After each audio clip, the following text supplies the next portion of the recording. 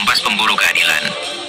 Banjarbaru beredarnya surat resmi Gubernur Kalimantan Selatan yang ditujukan untuk DPD LPRI Kalimantan Selatan terkait permohonan perselisihan hasil pemungutan suara ulang (PSU) Pilkada Kota Banjarbaru tahun 2024. Surat resmi Gubernur tersebut langsung diserahkan oleh Kasubdit Kesbangpol Provinsi Kalimantan Selatan, Grace Amangalik, kepada pengurus DPD LPRI Kalimantan Selatan, Asmirul Rufaida, yang disaksikan beberapa pengurus LPRI lainnya serta puluhan awak media yang memang banyak berkumpul untuk meliput Ketua DPD LPRI Kalsel yang sedang memenuhi panggilan di Polres Kota Banjarbaru, 6 Mei 2025. Surat resmi Gubernur Kalimantan Selatan itu membuat para tokoh masyarakat dari berbagai kalangan di Banjarbaru angkat bicara, antara lain dari pakar hukum tata negara Haji Denny Indrayana yang membeberkan adanya surat resmi dari Gubernur Kalimantan Selatan terkait permohonan perselisihan hasil pemilihan suara ulang (PSU) Wali Kota dan Wakil Wali Kota Banjarbaru tahun 2024. Surat bernomor 101-40805 PM Odda tertanggal 28 April 2025 itu ditujukan kepada Ketua DPD Lembaga Pengawasan Reformasi Indonesia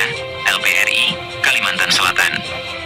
Dalam surat itu, Gubernur Kalsel bersama jajaran Dewan Kehormatan DPD LPRI Kalsel, termasuk Ketua DPRD Provinsi, Kapolda, Pangdam Enam Mula Warman, Kajati, dan Kepala Kesbangpol, meminta agar LPRI mencabut permohonan sengketa hasil PSU yang telah terdaftar di Mahkamah Konstitusi, MK, dengan perkara nomor 8 PAN MKI AP 304 2025. Melalui unggahan di media sosial pribadinya, Denny menyatakan bahwa keberadaan surat tersebut justru memperkuat dugaan adanya pola tekanan dan intimidasi terhadap pemohon sengketa.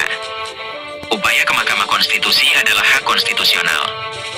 Namun surat gubernur yang turut ditandatangani banyak pejabat penting ini menunjukkan indikasi adanya langkah terstruktur dan sistematis untuk menggagalkan permohonan sengketa hasil PSU Banjarbaru, ujarnya. Denny juga menyoroti adanya laporan dari Bawaslu, pelibatan aparat kepolisian, serta pemanggilan pimpinan dan anggota LPRI oleh KPU sebagai rangkaian yang mencerminkan pola sistematis. Mudah-mudahan ini bisa kami buktikan di Mahkamah Konstitusi. Jika terbukti ada pelanggaran terstruktur, sistematis, dan masif, TSM, atau praktik politik uang, pasangan calon yang melakukannya bisa didiskualifikasi, tambahnya. Ketua Panitia Pemantau PSU LPRI Kalimantan Selatan Chandra Adi Susilo mengatakan, dengan adanya surat resmi dari Gubernur Kalimantan Selatan ini, pihaknya akan berkoordinasi dulu bersama pengurus DPD LPRI lainnya dan tim kuasa hukum LPRI untuk langkah selanjutnya. Yang pasti rencana kami akan melaporkan Bawaslu Kota Banjarbaru dan KPU Provinsi Kalimantan Selatan ke DKPP. Singkat Chandra Adi Susilo kepada awak media Kompas Pemburu Keadilan. Terima kasih telah menonton. Jangan lupa like, komen, dan subscribe agar Anda tidak ketinggalan informasi penting lainnya. Penulis SR Daya KPK. Editor SG Kimung KP. Jadi Gakumdu bergerak di Bawaslu, ujuk-ujuk Bawaslu melaporkan buat LP. Jadi pian-pian cari aja di seluruh Indonesia ada Bawaslu yang datang langsung membuat LP. Nah, ini juga sempat kami sentil tadi kepada penyidik. Hal itu menurut pian gegabah itu seperti apa, Pak? Ya nanti kami uji di DKPP.